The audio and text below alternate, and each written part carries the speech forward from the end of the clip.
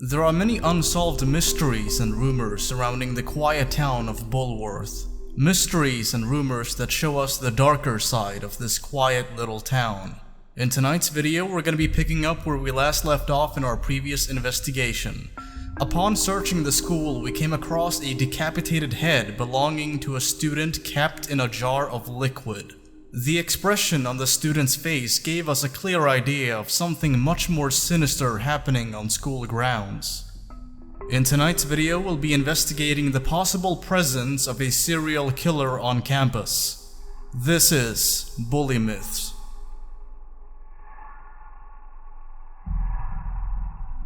The school was briefly shut down after this discovery was made. Silence quickly filled the school hallways as the Bulworth PD opened up a new case, a case regarding a vicious killer on the loose.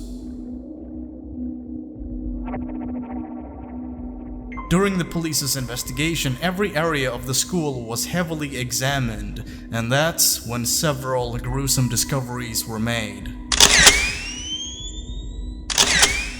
Blood was found in a cage in the school basement, both blood stains on the floor of the cage and on the door leading into the cage.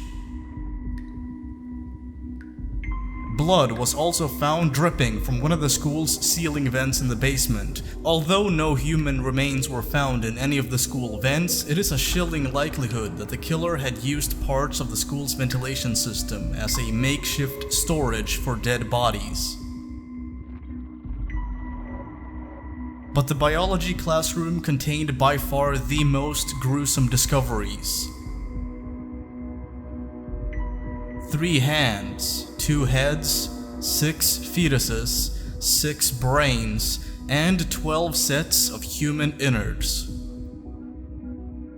While the hands, fetuses, brains, and innards are all part of the school's biology curriculum and were thus all legally obtained, the 2 decapitated heads were discovered to be the remains of 2 unnamed students.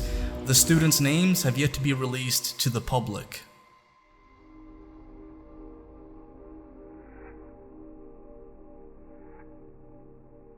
During the police's investigation, several prime suspects were apprehended and brought in for questioning.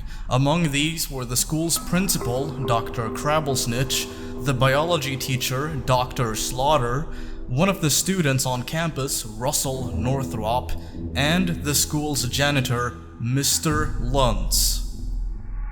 Several students also came forth with rumors and supposed witness accounts, although none were corroborated.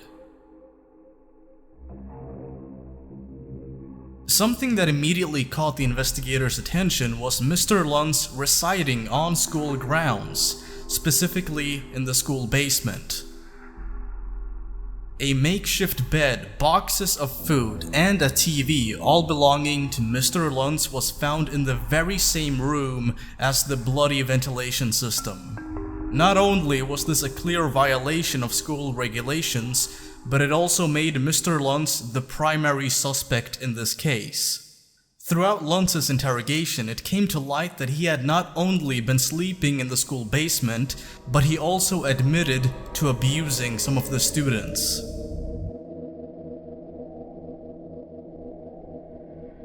The children, they really annoy me, the little brutes. I am, in fact, allowed to beat the students. They should be kept in chains in the basement. Yeah, it would do them good. The look on his face was priceless. He was really hurt. Bulworth Academy would be better if we could whip the students.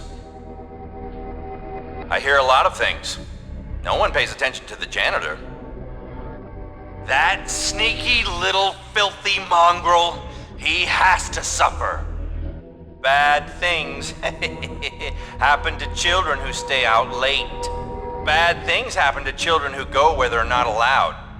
Throughout the interview, Luntz showed not only amusement but also pride in the abuse he had inflicted upon students, making it very easy for the Bulworth PD to conclude this investigation.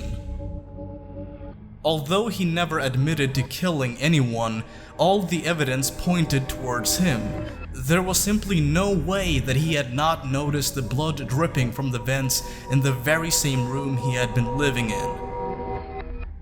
The other suspects were brought in for questioning as well, although none of them were proven to be guilty due to insufficient evidence. Mr. Luntz, unsurprisingly, was admitted to Happy Vault's asylum for the mentally unwell, where he resides to this day. Yes, Dr. Crabblesnitch. Of course, Dr. Crabblesnitch. Good thing you don't know what I'm up to, Dr. Crabblesnitch.